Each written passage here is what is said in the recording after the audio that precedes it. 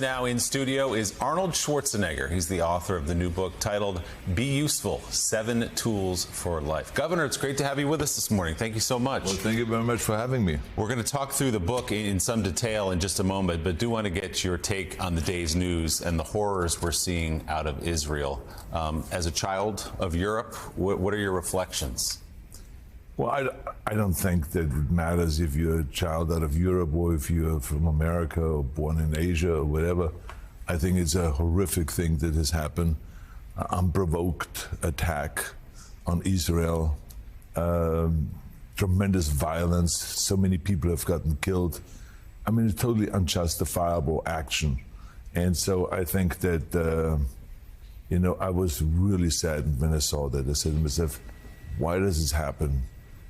All over the world, there's this violence, this unnecessary violence, because of a lack of communication and of a lack of understanding that we can go much further in life by working together and working out things together and, coming up with solutions rather than violence. I mean, violence, as you have seen in history, has never gotten us anywhere. So it's just terrible for Israel, and I think that, I hope there's peace as soon as possible, because I would like to see the Palestinians and the Israeli people live next to each other in peace and be friends rather than attacking each other. And Joe, the reason I mentioned history of Europe and the childhood is because of the long lineage that points from the Holocaust back to what we're seeing here today.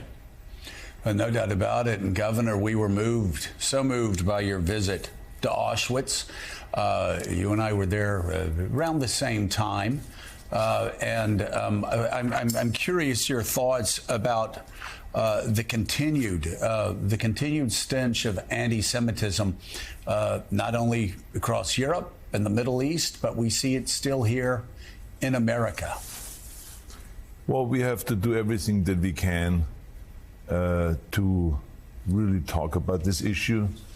And I always feel, because I'm a very positive person, and I always feel like that through dialogue and by sitting down with each other and not seeing the other side as the villains, I think it's very important that we always stress that, because especially today, where in America, the Democrats hate the Republicans hate the Democrats. There's people within the Republican Party that are more to the right, they hate them. And there's people on the left in the Democratic Party that they are also hated within the party. And so there's all of this hatred and dislike going on. And so what I'm saying is basically, I got much further when I was governor by working together with the Democrats, by letting them know they're not the enemy, that I am a strong believer that if we want to go and make California successful or America successful, we can do this the best possible way by having Democrats and Republicans work together, because why only use 50% of the brain power? I want to use 100% of the brain power. I know that we think differently. I know liberals think differently than I do as a conservative.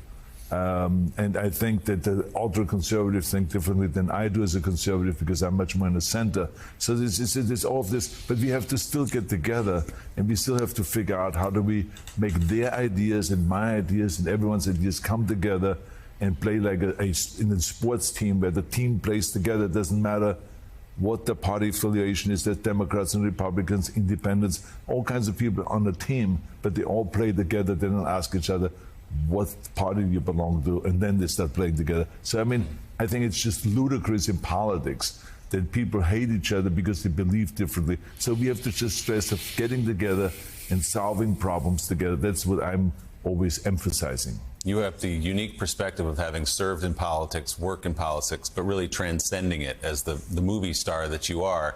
And I'm thinking about that moment after the attack on the Capitol on January 6th, when you posted the video of you in your office and made that speech with the Conan sword, talking about how we needed to be together. This was an attack on who we are. What gives you hope, Governor, that we can come back together? Because there is so much doom and gloom around our politics. Well, I tell you, when I think back to the 60s, when I came to America, you have to understand there was tremendous craziness going on in this country. I mean, this was the decade where John F. Kennedy got assassinated, where Bobby Kennedy got assassinated, where Martin Luther King got assassinated, where they had, the Vietnam War, where the hippies started rising up and everyone started getting stoned. There was the violence and the protests against the Vietnam War. There was the Democratic Convention in Chicago, where there was tremendous violence and people were attacked and clubbed and people died and all this kind of stuff. So there was and then later on was Watergate. So that there was madness left and right. But America pulled out of that. And so this is why I always have hope. I've seen it firsthand, how America does come together. All America is always looking for is great leadership. And we had in those days, Ronald Reagan coming along, and he started pulling the nation together. And I was very happy that he was a man I admired very much because he was in the center. He was not like the crazies today. He was talking about getting rid of pollution. He started the Air Resources Board in California. Then President Nixon started to create the EPA in Washington to go and to protect the environment. And so he wanted universal health care. So these were people that were really not so much party servants, but public servants. And today I feel like on the left and on the right, you see people kind of becoming party servants rather than public servants. We have to always think about what is best for the country, not what is best for my ideology. I may think one way, but it doesn't mean this is the best for the country. So let's just all get together and come up with great solutions, because Democrats have great solutions, Republicans have great solutions. And I think if those two work together more often than they're doing now, I think this country will be much better off.